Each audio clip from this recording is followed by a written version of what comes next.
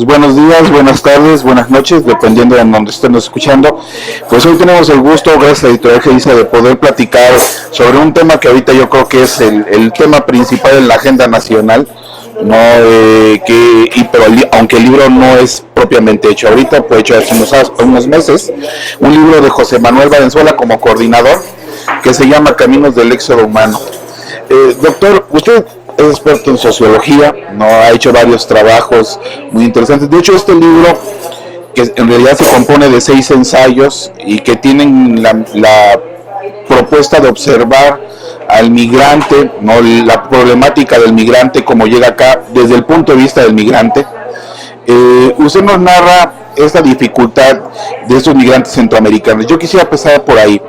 ¿Qué es lo que está motivando al migrante centroamericano a venirse o a ir a Estados Unidos en estos éxodos ya masivos? ¿Qué tal, Alfonso? Un gusto conversar contigo en este espacio. Bueno, las dos razones principales son la pobreza y la violencia. Lo que estamos viviendo es un éxodo propiciado por lo que ha sido un amplio proceso de precarización de la vida de las personas centroamericanas y que tiene que ver con una precarización en múltiples niveles, no solo en lo económico, también precarización en lo que tiene que ver con los ámbitos sociales, con los marcos de procuración de justicia, y por otro lado una violencia que se vuelve sistemática, una violencia que implica varios actores. Por un lado, lo que ha sido los conflictos civiles, conflictos armados en varios de los países centroamericanos. Por otro lado, bueno, una exacerbación de las formas de control de los estados en Centroamérica, basados en estrategias de violencia y de falta de respeto a los derechos de la población, particularmente políticas como mano dura, supermano dura, criminalización por el delito de portación de cara, criminalización de los pobres, en fin. Y esto también ha implicado lo que serían actores emergentes, como el tema de los jóvenes organizados en barrios, la Mara Salvatrucha, el Barrio 18, que en algunos contextos particulares también forman parte de los entramados de la violencia centroamericana, no de amenaza para la seguridad nacional, como se les ha venido señalando, pero sí como un asunto de problema vinculado a la seguridad pública. Entonces, esta articulación de miseria y violencia son los grandes factores que están expulsando a la población centroamericana. En uno de los capítulos hay un conjunto de entrevistas que se hacen a los migrantes y me fue inevitable pensar que hay hasta cierto grado un imaginario colectivo por parte de estos migrantes de que realmente van a estar mejor, ¿no? Y que vale la pena caminar más de 4.700 kilómetros para poder llegar allá, porque sí realmente imaginan que van a estar mejor, cuando en realidad las condiciones no están dadas. Sí, yo creo que el punto de quiebre es una situación en la cual muchos de ellos están amenazados, muchos llegaron a un nivel donde consideran que nada puede ser peor que la situación que están viviendo. De hecho, incluso después de este tránsito de casi 5.000 kilómetros, los que llegaron a los campamentos de Tijuana, la única opción no considerada era el regreso. Y efectivamente, cuando uno escucha los testimonios de estas personas, pues muchos de ellos estaban amenazadas. Pues estas personas estaban amenazadas, entonces tenían que salir. Testimonios, por ejemplo, de la abuela que viajaba con su nieto de 11 años y una nieta de 6, que le asesinan al esposo de su hija, y que de repente empiezan a presionar a la hija para que venda drogas y para que se involucre en términos íntimos con un dirigente de una organización criminal.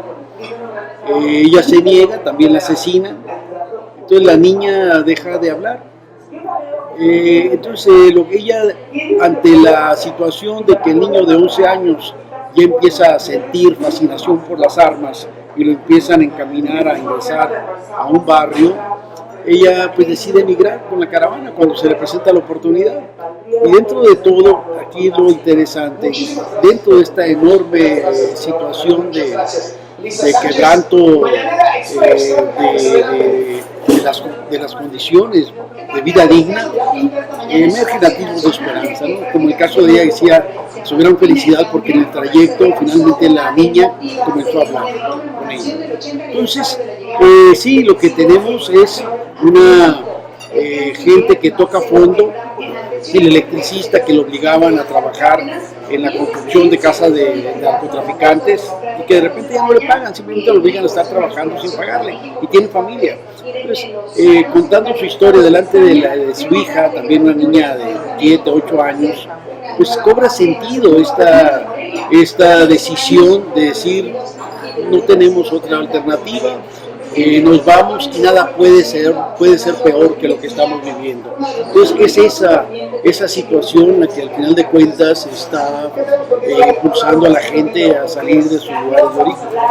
Ahora, este problema, y le pregunto a usted como sociólogo, yo le veo varias vetas.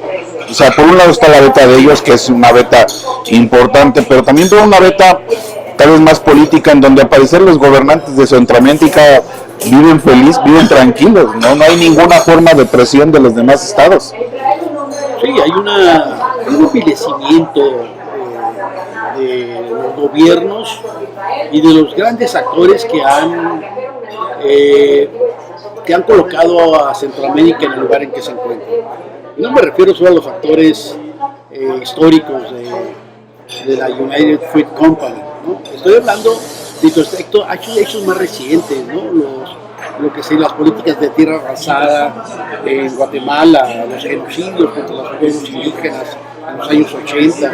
Estamos hablando de conflictos armados, la guerra civil en El Salvador, con la introducción de enorme cantidad de armas por parte de Estados Unidos, apoyando también a los grupos que estaban combatiendo. Estamos hablando de Nicaragua y el apoyo a la contra por parte también de Estados Unidos. Estamos hablando también de golpes de Estado, como el caso de Honduras en contra de Manuel Zelaya en 2009. Estamos hablando de fraudes electorales apoyados por Estados Unidos, también en el caso de Hondureño. Entonces, efectivamente, hay una condición de gobiernos que han construido estrategias de connivencia con esta presencia externa, pero que ha afectado enormemente a la población de Centroamérica. Entonces, no hay realmente un Estado garante de los derechos de la población, las poblaciones centroamericanas. Por el contrario, ha habido grandes estrategias de criminalización de ciertos grupos de personas, como el caso de las y los jóvenes, verdaderos procesos de feminicidio, donde las víctimas son fundamentalmente esta población joven. Pero por otro lado vemos que una tercera parte de las personas que venían en la caravana eran mujeres y 2.300 niños salieron de Centroamérica en esas caravanas. Entonces estamos hablando no solo de la precarización de la vida, sino también de lo que sería el inicio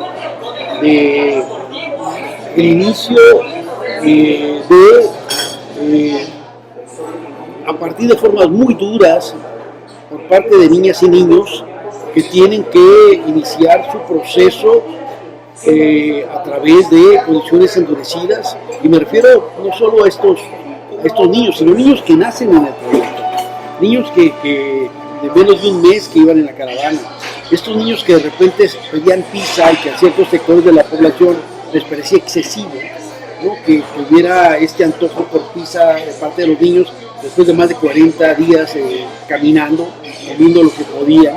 También un sector que quiso convertir casi en un tema de orgullo nacional la denostación de personas que después de 40 días, en condiciones muy adversas, con el estómago muy lastimado, pues no querían comer frijoles. Entonces de repente estos se convirtieron en grandes temas que nos ayudan a entender cómo este campo del tránsito de la población se fue vinculando con distintas formas de indolencia. Esta indolencia gubernamental con la cual partimos en esta pregunta, pero por otro lado, ciertos actores gubernamentales que lo que hacían era garantizar que el pase rápido por los estados.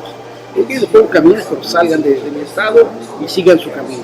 Una indolencia por parte del gobierno mexicano hacia los migrantes, y también una indolencia del gobierno del estado y municipal en Baja California, que sabiendo que llegaban con una profunda desatención, los ponen en lugares abiertos, que saben que vienen las lluvias intensas, les cae el diluvio, ellos durmiendo a la intemperie, ¿no?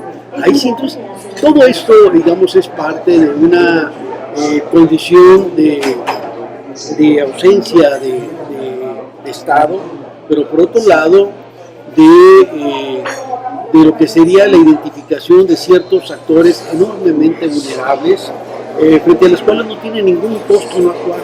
Entonces, para ellos, efectivamente, como México lo hizo por mucho tiempo también, se convierte en una válvula de escape, ¿no? Se van, bueno, se vayan, no pasa nada, no tiene un costo político para estos gobiernos, y por otro lado ellos sienten que baja la presión que tienen frente a las demandas de esta población. Entonces, en breve, lo que podemos decir es que sí hay una ausencia, hay una indolencia por parte de los estados de los países centroamericanos, y también hubo fuerte desatención por parte del Estado mexicano desde octubre, que empieza la caravana, en noviembre cuando para su tránsito por México. Hay, al parecer, en el debate político una intención que pudiera parecer noble de recibir a los migrantes. Sin embargo, hay un proceso que, y lo digo yo desde el punto de vista mío como persona que trabaja derecho, en donde no dejan nombres, no se sabe quién entró, cuántos entraron, cómo entraron, y al final son sujetos que pueden ser desaparecidos y en realidad no existen desde el momento en que entran aquí. Eso no es preocupante en términos de estas caravanas, que en realidad al entrar a México se invisibilizan, ya no hay una forma de poder detectar quiénes están saliendo y quiénes están entrando. Sí, yo creo que esta es parte de la preocupación que conforma el trasfondo del pacto migratorio que firman 150 países en diciembre, promovido por las Naciones Unidas, de participar en lo que sería la definición de migraciones reguladas, migraciones controladas, entre comillas, migraciones donde se respeten los derechos humanos, civiles de los migrantes, pero sobre todo que pone un énfasis muy fuerte en los niños. Bueno, lo que ahorita se ha venido impulsando del lado mexicano en términos de la regulación, que tiene que ver con registro y otros factores que uno podría pensar pues, que son correctos, ¿no? Indudablemente. Pero por otro lado tenemos un antecedente en el cual anualmente cruzaban aproximadamente 380,000 migrantes centroamericanos por el territorio mexicano, también sin registro, sin huella, que eran, digamos, el objeto de agresión sistemática por parte de polleros, de criminales de distinto tipo, incluidos los uniformados, y con adscripción institucional. Entonces aquí lo que teníamos con los datos, que siempre me gusta decirlo, que son muy fuertes, el 70% eran agredidos, violentados, estaban también los mutilados en la bestia, estaban los que sufrían agresiones con cuchillo, arma de fuego, una tercera parte de las mujeres eran violadas. Entonces, frente a esta situación, también sin registro, incluso sin registro en casos como en eventos tan dramáticos como los de San Fernando, Tamaulipas en 2010, donde el Instituto Nacional de Migración, agentes del Instituto Nacional de Migración, entregan a los Z 72 migrantes que son asesinados. más los otros eventos que se han dado en San Fernando. Pero aquí el punto es que sigue siendo, digamos, migrantes sin nombre, ¿no? Sigue habiendo un anonimato brutal en todo esto, lo cual ha, digamos, mantenido esta continuidad de las madres y familiares que siguen buscando a sus hijos, lo que se dificulta mucho encontrarlos. Y se dificultan porque estamos hablando de vidas que no importan, y por lo tanto menos importan ya muertas. Un ejemplo, no solo el tema migratorio, el tema de México frente a la violencia y la muerte, el cruising de muerte que vivimos, estos más de 2.000 personas muertas con más de 2 años en contenedores frigoríficos en Jalisco que se descubrieron hace 2 años, o el año pasado fue. Y que después se descubre que además había en otros 6 estados por lo menos la misma situación. Entonces, ¿qué es lo que tenemos en esta condición? Que frente a ese escenario de agresiones, digamos, y sin ningún tipo de responsabilidad, de violencia impune, garantizada, se surge esta idea de lo que llamo yo esta coraza colectiva, este encuerpamiento colectivo, como una forma de buscar evitar la agresión en el camino, que es las caravanas del viajar juntos, de construirse en multitud como forma de construcción de esa coraza protectora, pero que paradójicamente también los vuelve muy vulnerables cuando esto se incorpora dentro de un escenario político, particularmente lo que tenía que ver con la estrategia de Donald Trump, su estrategia política, y por otro lado lo que tenía que ver con distintos intereses del lado mexicano vinculados con la transición, que también trataron de utilizar a los migrantes centroamericanos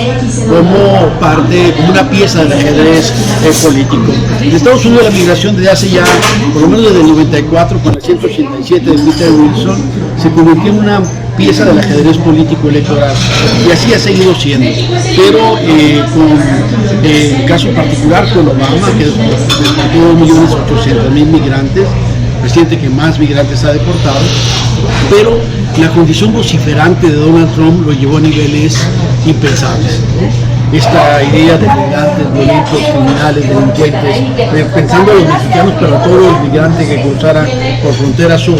Entonces sí generó unas condiciones muy adversas para la migración, que posibilitaron la reaparición de grupos supremacistas que habían estado ahí por mucho tiempo, que empezaron a actuar nuevamente a partir, entusiasmados con este discurso supremacista, machista de Donald Trump.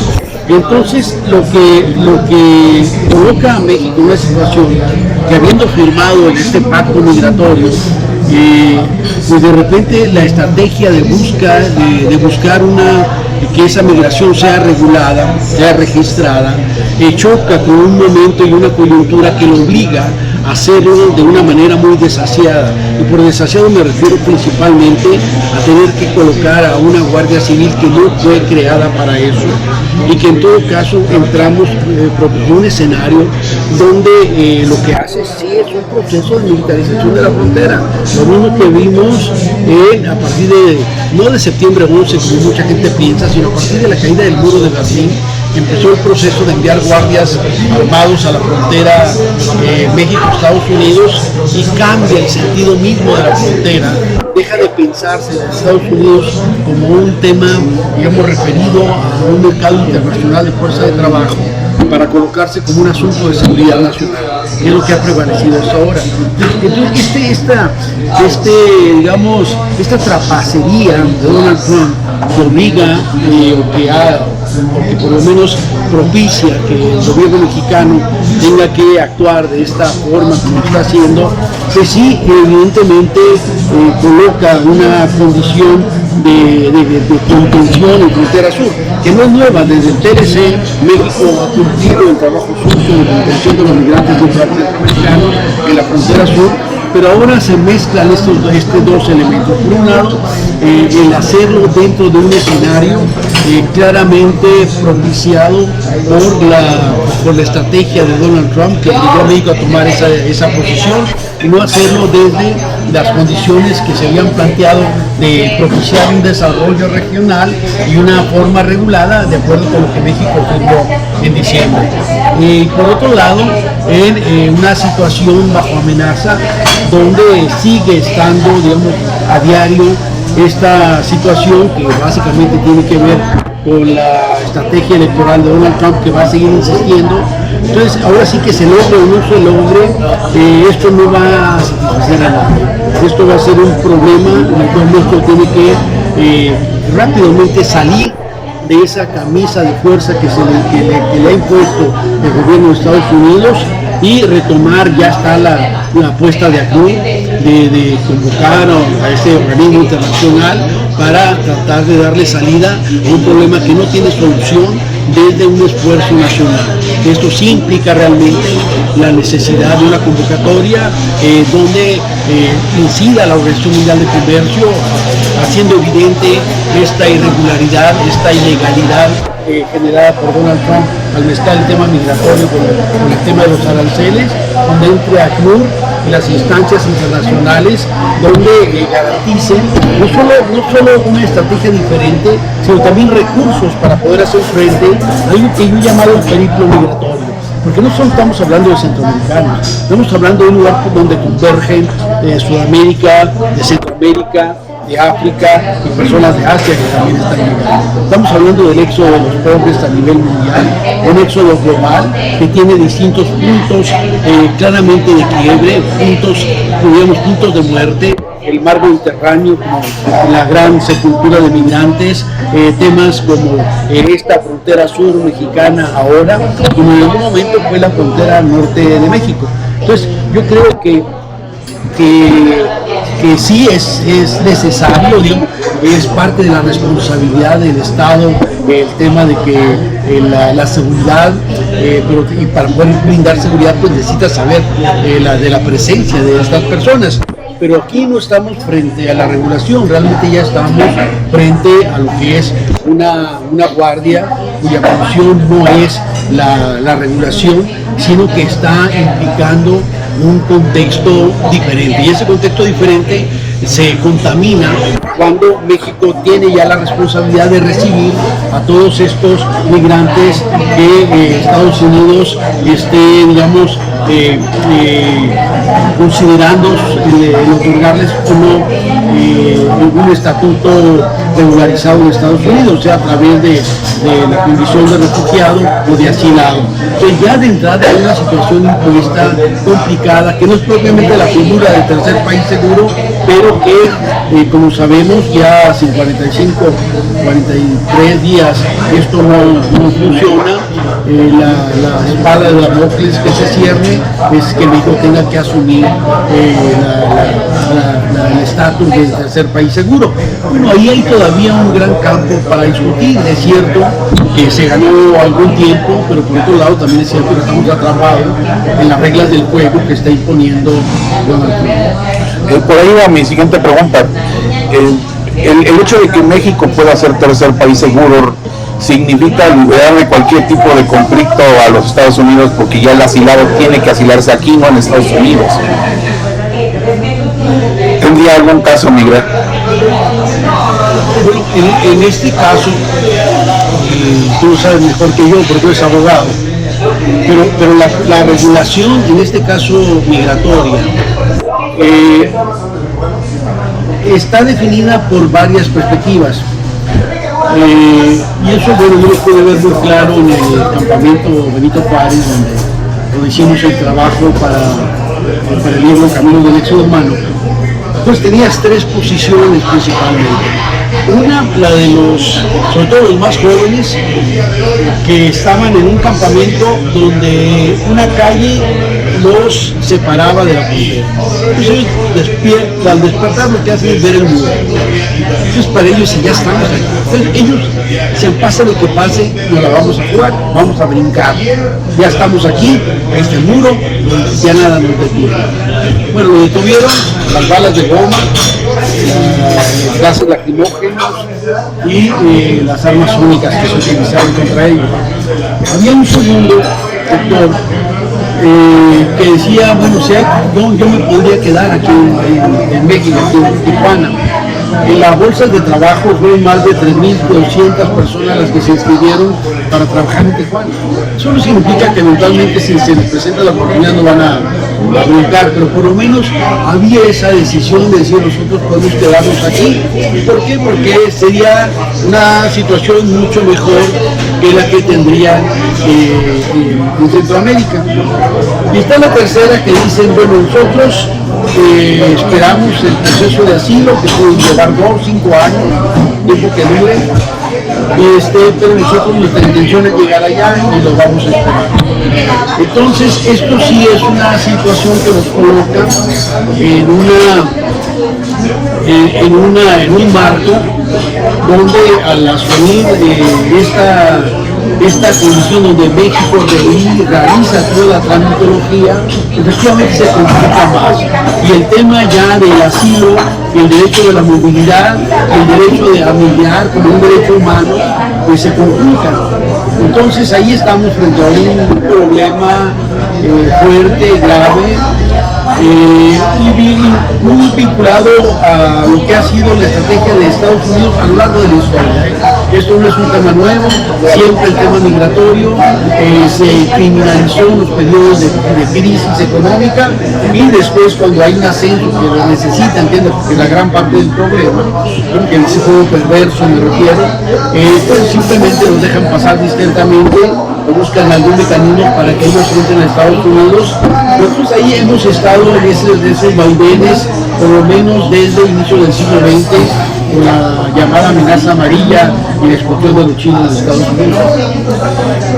Hace un rato comentaba sobre la indolencia en el caso de los estados, particularmente en Tijuana, pero no considera que hasta cierto grado el gobierno federal también se ha hecho el que le habla a la Virgen, porque al final de cuentas cuesta dinero tenerlos, no hay una cantidad fuerte de dinero que pagar y que no, si ciertamente no lo producen los estados de la República, menos los estados fronterizos. ¿Hasta dónde podríamos ver que la política migratoria en México, o bueno, esta política de traerlos aquí ha estado armonizada? Yo creo que considero yo que no ha estado armonizada, ha estado totalmente descentralizada, ¿no? Cada quien hace sus hijos por donde quiere y evidentemente no nos lleva a ningún lugar. Así es, ahí el asunto es que involucraba los 3 niveles. La gente que viene, México buscó el gobierno de Peña Nieto de disuadir cuando Donald Trump empieza a amenazar, ¿no? Para que se regresara, como la había hecho en 2017. Luego el estado de Baja California simplemente mandó del muertito. Y la indolencia me refiero particularmente en el caso de Tijuana, donde el alcalde quiso usar una frase ingeniosa que finalmente demostró una profunda falta de respeto a los derechos humanos. Cuando llegan los migrantes para tratar de justificar la desatención, él planteó los derechos humanos son para los humanos derechos. Entonces, pero en este juego, efectivamente exigían recursos, y a lo mejor sí se vio rebasado cerca de 7,000 migrantes en el caso de Tijuana, a los que estaban en Mexicali. Pues el gobierno de Baja California sí fue indolente, pero al mismo tiempo sí se debe reconocerse que hay un asunto que debe de atenderse en una estrategia, digamos, de urgencia nacional, porque es algo que sí, habíamos tenido el caso reciente de los haitianos, ¿no? En Baja California también. Que hay una colonia, de hecho, de haitianos. Una colonia, están muy integrados, una enorme generosidad de la sociedad con los haitianos, pero aquí la cosa cambió, sobre todo porque se criticaron mucho ciertos discursos de odio en redes sociales, en los medios masivos de comunicación, y algunos actores, muchos de ellos con dinámicas transfronterizas, vinculados con el Partido Republicano, que también cruzaron y participaron en estas mítines en contra de los migrantes. Muy interesante también. Pero entonces sí tiene uno esta indolencia en los 3 niveles, pero por otro lado también es cierto que en el tránsito había distintos otros actores que también participaban, por ejemplo, desde gente vinculada a los gobiernos que les decían, pues, pongámosles camiones y que se vayan rapidito, que lleguen aquí con los vecinos de arriba y los de otros pretendiendo que pasaran rápido por ahí. También es cierto que hubo casos de gente que les ofreció trabajo, gente de crimen organizado que también se acercó a ellos, y yo quiero decir de alguna manera que estuvo involucrado, pero de que de repente en esta marea humana hay gente que trata de aprovechar, y no mucha gente lo puede aprovechar, gente que tenía un camión, que tenía unas trocas y que nos ponía para ayudar a la gente para que se desplazara. También es cierto que en el camino pues sí se acercaban también polleros para ofrecer sus servicios. ¿No? En Tijuana tuvimos, mientras estaban los campamentos, gente que llegaba, mira, ya estás aquí, no te cruzo. O sea, eso es parte, pero lo que no se puede hacer es vincularse en una asociación entre lo que es la caravana y el pollerismo o el tema del crimen organizado. Tampoco es cierto que en la caravana iban las barras salvatruchas, cuando uno ve a las familias ahí, pues es la indefensión total de la gente que está buscando una opción de vida. Entonces, el asunto es que sí tiene que haber un posicionamiento para el cual no va a alcanzar la venta del avión presidencial, ¿no? Ahora, en la actualidad. Yo creo que es muy adecuado este tema de la búsqueda de formas de desarrollo regional. Pero al final de cuentas estamos frente a algo mucho más grande. Estamos frente a la enorme producción de miseria del capitalismo neoliberal. Estamos frente a la enorme condición de precarización de la vida, y que esto involucra a muchos países, pero que gran parte de esa gente en condiciones sumamente vulnerables estaba siguiendo esta ruta para llegar, en este caso, a Estados Unidos. Ahora todo esto se les va a complicar. Yo creo que el tema del desarrollo regional siendo correcto, va a ser insuficiente. Pues, por lo tanto, sí creo que la respuesta debe de tener una escala global, una escala donde los grandes organismos internacionales participen en la búsqueda de soluciones y sobre todo en frenar esta estrategia inhumana del gobierno estadounidense frente a lo que sería la indefensión y las necesidades de las poblaciones pobres latinoamericanas que migran buscando mejores condiciones de vida. Ahora, Luis, ya para terminar, como comentaba, el libro fue escrito hace unos meses. ¿Hoy le agregaría algo, le quitaría algo a este libro de Caminos de Éxodo Humano? Bueno, sí, los escenarios son cambiantes. Este libro es un trabajo, digamos, de socioantropología de urgencia. Es un libro que trataba de registrar y colocar, que empezó siendo un acompañamiento con la gente en los campamentos. No fue pensado primero como libro, pero después se dio esta convergencia con GEDISA, entonces lo construimos ya como libro, pero tenía que ver más bien con un acompañamiento y también con un interés de habiendo trabajado muchos años temas de frontera, de entender lo que implicaba este proceso de transformación de estas migraciones individualizadas en grupitos hacia lo que era esta forma visible de las caravanas migratorias. Lo que cambia de entonces a ahora es que finalmente no había una condición donde el gobierno mexicano tuviera que actuar bajo condiciones de presión, que tuviera que actuar bajo un marco de acción distinto al que el propio Estado mexicano había decidido, o a la propia propuesta de campaña de López Obrador, de atender las causas y de generar procesos de desarrollo regional que anclaran a las personas a sus lugares de origen y donde la migración fuera un asunto opcional y no producto de la necesidad. Eso que me parece correcto, que está muy bien.